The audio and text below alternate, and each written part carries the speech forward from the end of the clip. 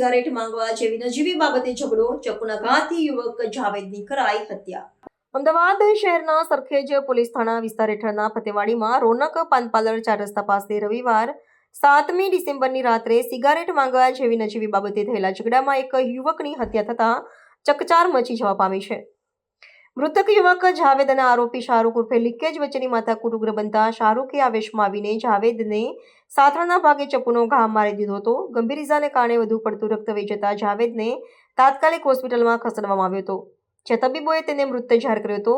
મૃતકના સાળા વસીમે હત્યાના આરોપી શાહરૂખ ઉર્ફે લીકેજ પર ગંભીર આક્ષેપો મૂક્યા છે। તેમના જણાવ્યા મુજબ શાહરૂખ માદક દ્રવ્યોનો ધંધો કરે છે અને દારૂના નશામાં લોકોને હેરાન કરતો હતો। વસીમનો આરોપ છે કે શાહરૂખ વિરુદ્ધ અગાઉ પોલીસકર્મીઓ પર હુમલો કરવા, લોકોને તેજાબ મારવા સહિતના અનેક ગંભીર ગુના નોંધાયેલા છે, જે તેની ગુનાહિત માનસિકતા દર્શાવે છે।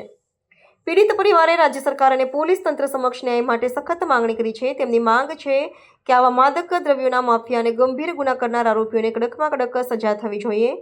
પરિવારે જણાવ્યું છે કે આવા ગુનેગારોના ગેરકાયદેસર બાંધકામો તોડી પાડવા જોઈએ અને તેમને જેલમાંથી ફરી બહાર ન આવી શકે તેવી સજા આપવી જોઈએ। હાલ સરખેજ પોલીસે હત્યાના આરોપી શાહરૂખ ઉર્ફે લીકેજને ઝડપી પાડવાની કાર્યવાહી શરૂ કરી છે અને હત્યાનો ગુનો દાખલ કરવાની પ્રક્રિયા હાથ ધરી છે।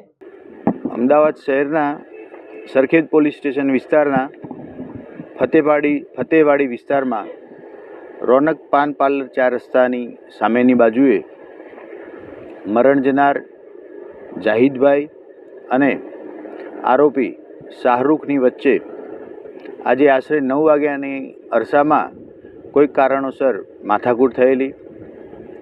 માથાકૂટ ઉગ્ર બનતા બંને વચ્ચે ઝઘડો થવા લાગેલ। આ ઝઘડા દરમિયાન આરોપી શાહરૂખ દ્વારા મરણ જનાર જાહિદભાઈને સાથળના ભાગે ચપ્પુ મારી દેવામાં આવેલું હતું। ચપ્પાનો ઘા ઊંડો લાગતા બ્લીડિંગ થવા લાગ્યું। નજીકની હોસ્પિટલ લઈ જવાતા એક્સેસિવ બ્લીડિંગના કારણે જાહિદભાઈનું ટૂંકી સારવાર દરમિયાન મૃત્યુ નિપજેલ છે। આરોપી શાહરૂખને પકડી લેવા માટે અને મર્ડરનો ગુનો દાખલ કરવા માટે થઈ હાલ સરખેજ પોલીસમાં કાર્યવાહી ચાલુ છે।